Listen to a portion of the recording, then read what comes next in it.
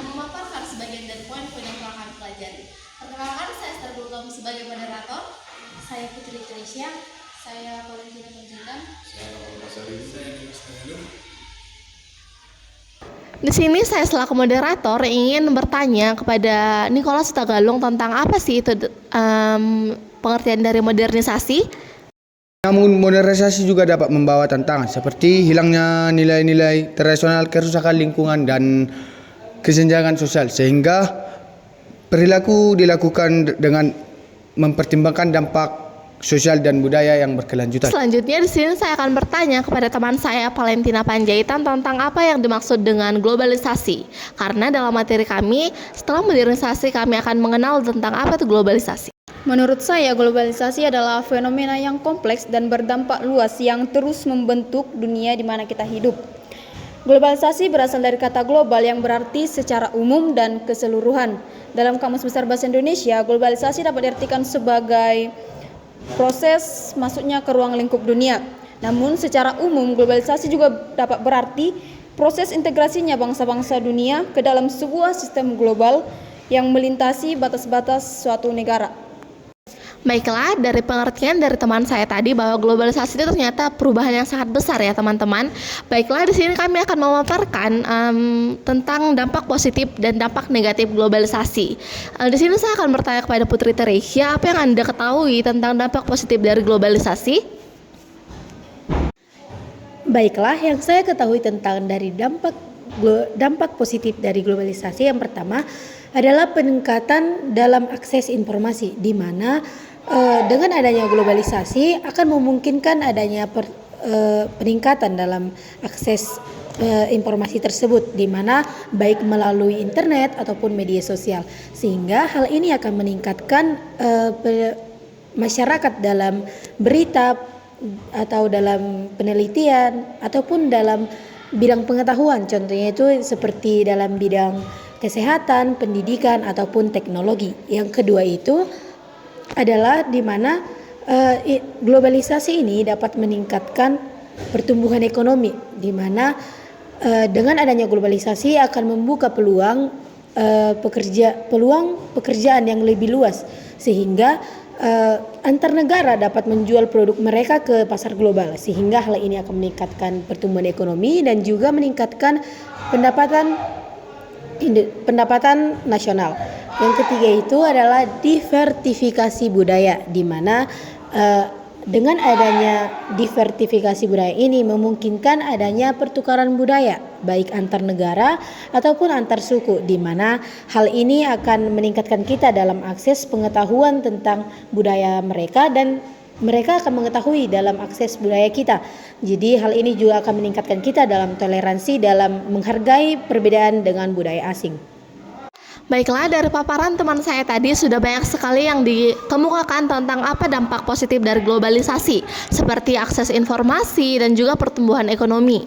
Nah, selanjutnya kita akan berbicara tentang dampak negatif. Saya akan bertanya kepada Rafael Pasaribu, apa yang Anda ketahui tentang dampak negatif dari globalisasi? Seperti yang kita tahu, globalisasi merupakan proses pertukaran budaya yang mencakup seluruh dunia melalui teknologi. Terdapat dampak negatif dan positifnya. Di sini saya akan menjelaskan sedikit tentang dampak negatif. Contohnya seperti munculnya generasi-generasi yang kurang berkualitas.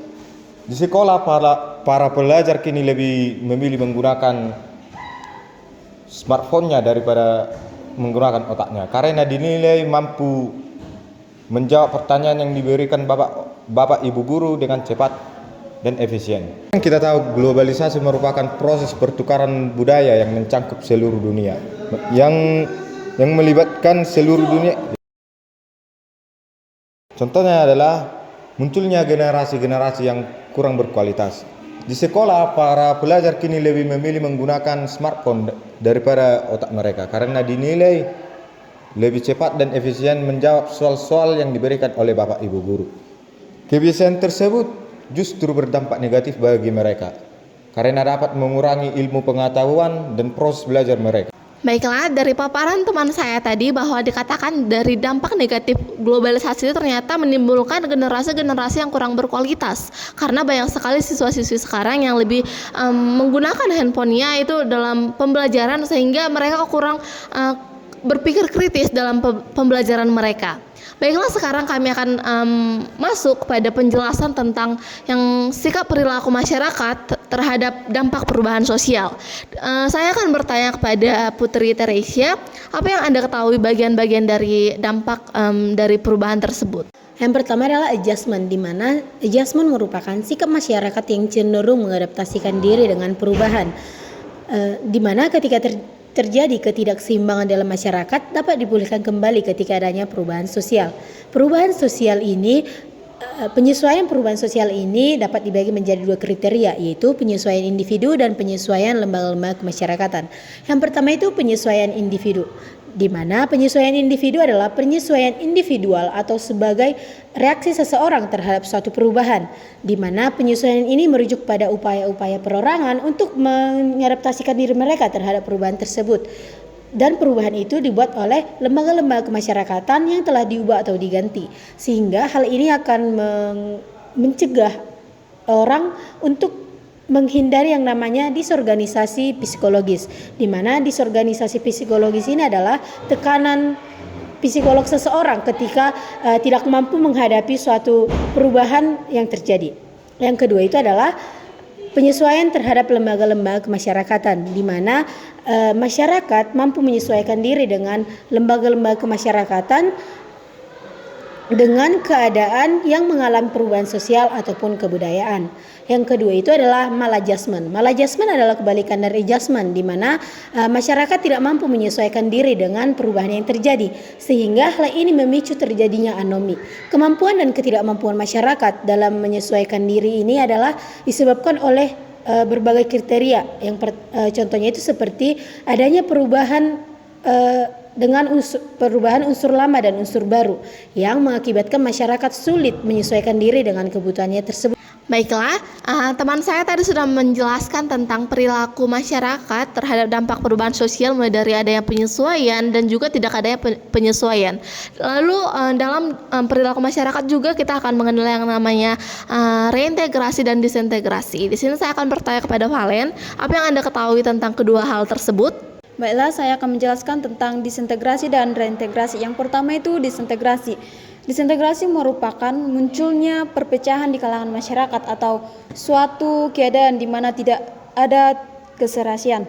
Contohnya itu konflik Aceh atau Gerakan Aceh Merdeka GAM, di mana yang terjadi sejak tahun 1976.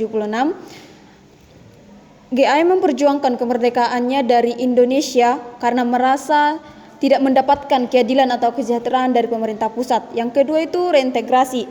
Reintegrasi merupakan suatu proses pembentukan norma-norma dan nilai-nilai yang baru untuk menyesuaikan diri dengan lembaga-lembaga kemasyarakatan yang telah mengalami perubahan. Pada materi kami yang terakhir itu kami membicarakan tentang sikap kritis terhadap dampak perubahan sosial. Sikap kritis ini terbagi menjadi beberapa, yaitu yang pertama konservatif, progresif, dan juga moderat.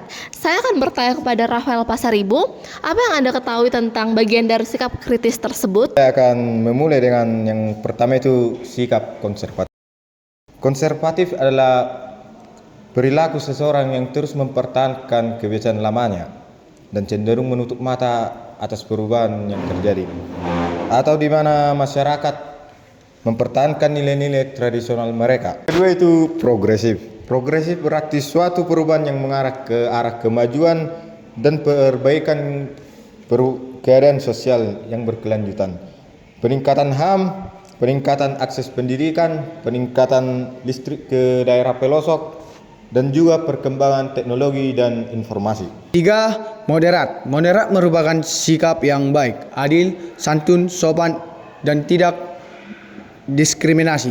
Orang yang moderat cenderung mengambil posisi tengah, bersikap adil, dan menjadi penengah dalam konflik. Ciri-ciri orang yang moderat.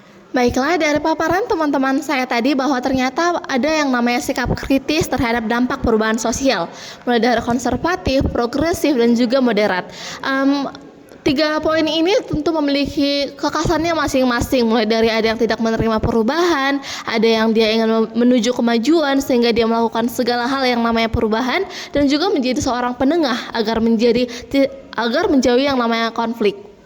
Semua itu tentu menuju ke perubahan sosial yang sangat baik tentunya. Kesimpulannya, dari semua hasil paparan materi yang telah kami sajikan pada saat ini, itu bahwa dampak perubahan sosial ini tentu sangat banyak, mulai dari poin-poin dan materi-materi yang telah kami sajikan tadi, bahwa yang namanya perubahan tentu menuju hal-hal yang baik, dan juga yang namanya perubahan juga akan meninggalkan hal-hal yang lampau, sehingga kita memiliki yang namanya kemajuan dan tidak hanya berfokus pada kebiasaan kita yang lama. Sekian hasil presentasi kami tentang dampak perubahan sosial. Di sini kami telah menjelaskan dan memaparkan tentang dampak perubahan sosial, bahwa ternyata setiap perubahan itu ternyata memiliki banyak sekali permasalahan. Maka dari itu, sekian dari video kami. Terima kasih.